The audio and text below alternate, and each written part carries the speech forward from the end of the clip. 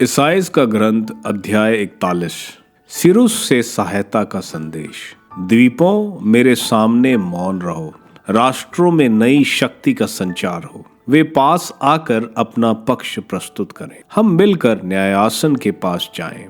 किसने पूर्व में उस व्यक्ति को प्रेरित किया जो सर्वत्र विजय प्राप्त करता है? कौन राष्ट्रों को उसके हाथ देता और राजाओं को उसके सामने नीचा दिखलाता है? उसकी तलवार उन्हें धूल में मिलाती और उसका धनुष उन्हें भूसी की तरह बिखेरता है। वह उनका पीछा करता और मार्ग पर बिना पैर धरे निर्पद आगे बढ़ता है। किसने यह कार्य किया है? उसने ही जो प्रारंभ से मनुष्य को संबोधित करता आ रहा है। मैं ही प्रभु हूँ, प्रथम हूँ और अंत तक वही रहूंगा। द्वीप देख चुके हैं और डरते हैं, पृथ्वी के सीमांत कांपते हैं, वे निकट बढ़ते आ रहे हैं। प्रत्येक अपने साथी की सहायता करता और अपने भाई से कहता, दृढ़ बने रहो। शिल्पकार सुनार को ढारस बढ़ाता है और हथौड़े चलाने वाला निहाई पर काम करने वाले को। वे कहते हैं, जोड़ने का काम पूरा हो गया है। बाद में वे कीले ठोकते जिससे मूर्ति ना हिले। मेरे सेवक इज़राइल, याकूब जिसे मैंने चुना है, अपने भक्त इब्राहिम की संतान, मैं तुमको पृथ्वी के सीमांतों से लाया। मैंने तुमको दूर दूर के क्षेत्रों से बुलाया। मैंने कहा, तुम मेरे सेवक हो। मैंने तुमको चुना और नहीं त्यागा। डरो मत, मैं तुम्हारे साथ हूँ। चिंता मत करो, मैं तुम्हारा ईश्वर हूँ। मैं तुम्हें शक्ति प्रदान कर तुम्हारी सहायता करूंगा। मैं अपनी विजयी दाहिने हाथ से तुम्हें संभालूंगा। जो तुम्हारा विरोध करते थे वे लज्जित और अपमानित होंगे। जो तुमसे लड़ते थे वे नष्ट होकर मिट जाएंगे। तुम अपने शत्रुओं को ढूंढोगे और उन्हें नहीं पा सकोगे, क्योंकि जो भी तुमसे युद्ध करते हैं वे नष्ट होकर मिट जाएंगे।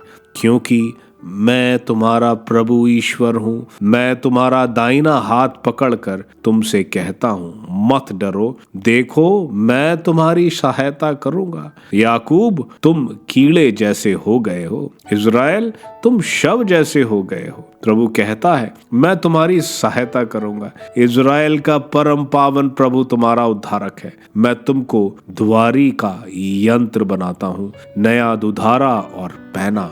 तुम पहाड़ों को दाव कर चूर चूर करोगे और पहाड़ियों को भूसी बना दोगे। तुम उन्हें ओसाओगे, हवा उन्हें उड़ा ले जाएंगे और आंधी उन्हें छितरा देंगी। तुम प्रभु में आनंद मनाओगे और इज़राइल के परम पावन ईश्वर पर गौरव करोगे। दरिद्र पानी ढूंढते हैं और पाते नहीं, उनकी जीभ प्यास के मारे सूख गई है। मैं प्रभु उनकी दुहाई पर ध्यान दूंगा। मैं इज़राइल का ईश्वर उन्हें नहीं त्यागूंगा।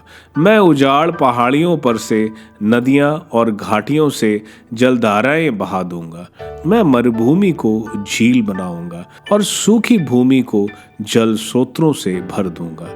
मैं मरुभूमि में देवदार, बाबुल, मेहंदी और जैतून लगा दूंगा। मैं उजाड़ खंड में खजूर, चीड़ और चनार के वृक्ष लगाऊंगा। इस प्रकार सब देख कर जानेंगे, सब उस पर विचार कर स्वीकार करेंगे कि प्रभु ने यह सब किया है। इज़राइल के परम पावन ईश्वर ने इसकी सृष्टि की है। प्रभु की चुनौती। प्रभु कहता है, अपना पक्ष प्रस्तुत करो। याकूब का अधिराज कहता है, अपने तर्कों का प्रतिपादन करो। तुम्हारे देवता आकर हमको बताएं कि क्या होने वाला है। उन्होंने पहले क्या क्या कहा था, हमें याद दिलाओ। हम ध्यान से सुनेंगे और जान जाएंगे कि इसका परिणाम क्या हुआ। हमें बताओ कि भविष्य में क्या होने वाला है, जिससे हम तुमको देवता मान ले। भला या बुरा कोई भी कार्य कर दिखाओ, तब हम डर कर तुम पर श्रद्धा रखेंगे। देखो, तुम कुछ भी नहीं हो और तुम्हारे कार्य कुछ भी नहीं है।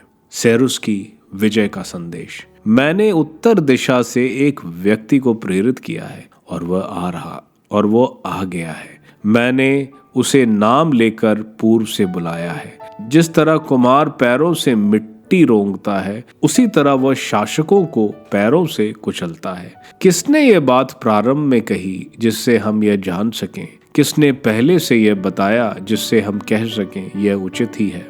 नहीं, किसी ने इसकी घोषणा नहीं की, नहीं किसी ने इसकी भविष्यवाणी नहीं की, नहीं किसी ने तुम्हारी बातें नहीं सुनी। मैंने सबसे पहले सिय्योन से कहा, वे आ रहे हैं। मैंने यरूशलेम को यह शुभ संदेश सुनाया। मैंने इधर उधर देखा, कोई नहीं दिखाई पड़ा। उनमें कोई नहीं था जो परामर्श दे सके, जो पूछ जाने पर उत्तर दे सके। देखो, वो सब निरर्थक हैं, उनके कार्य व्यर्थ हैं, उनकी मूर्तियां सिर्फ हवा है।